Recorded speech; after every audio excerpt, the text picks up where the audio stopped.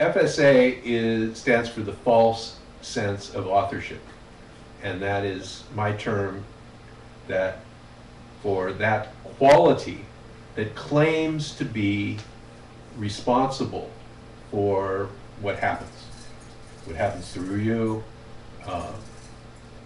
particularly. So this false sense of authorship comes in and claims what the universe is doing as you, and says that, no, I'm doing it, I'm responsible. So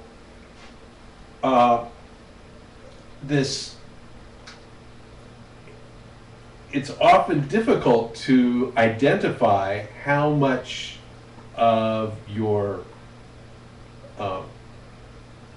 response is a result of involvement by the false sense of authorship.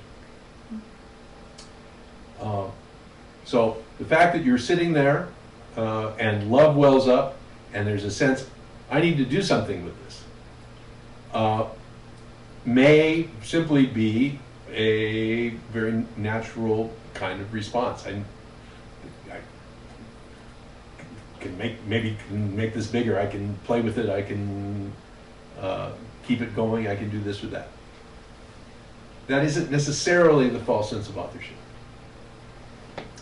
And so when we talk about the false sense of authorship, the place that we point you to look for it is in guilt. Guilt is really the clearest field for seeing what it is we're talking about when we say the FSA. Because guilt is always the product of a sense that I could have and should have done something differently. And the sense that I did it in the first place is the claim of the FSA, that I authored it. I was ultimately responsible for making it happen. So to look in guilt is a much clearer field because there's no functional guilt.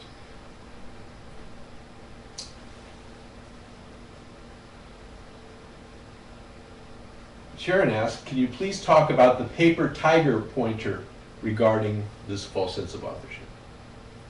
Well, we say it's a paper tiger because its claim is false. It claims to be doing things. The sense is, yes, I'm responsible, yes, I'm in control. But it's a paper tiger because clearly when you look into it, you see that it doesn't have any substance. That the claim is totally false. The claim has no basis in experiential reality.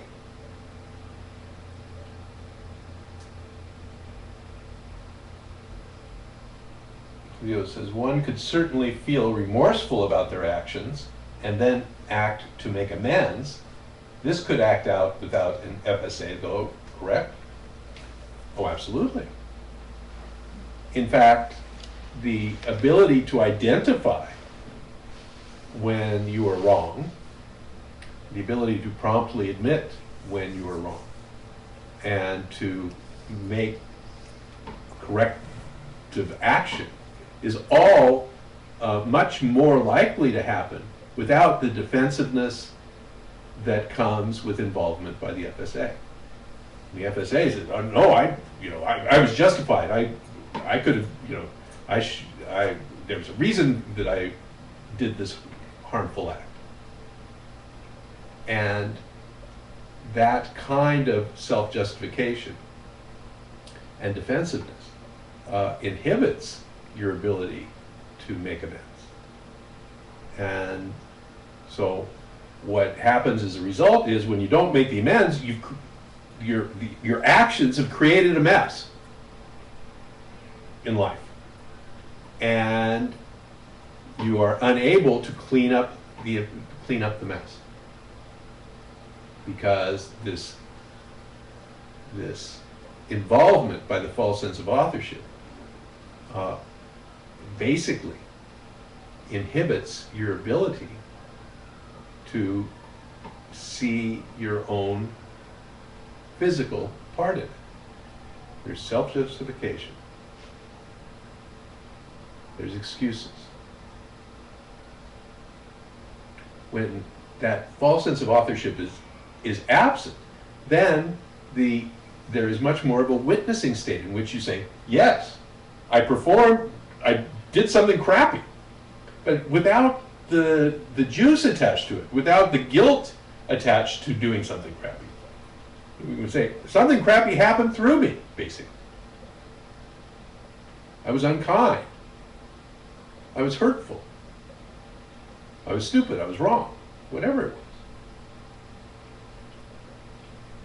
But when there is an absence of involvement by the false sense of authorship, there's basically just the action. And if it's a negative action, then that has created a mess, then the principle is that if you possibly can, you clean up the mess. Not for any, esoteric spiritual reason, but for the simple reason that when you clean up your mess, your life's cleaner. It flows much more smoothly.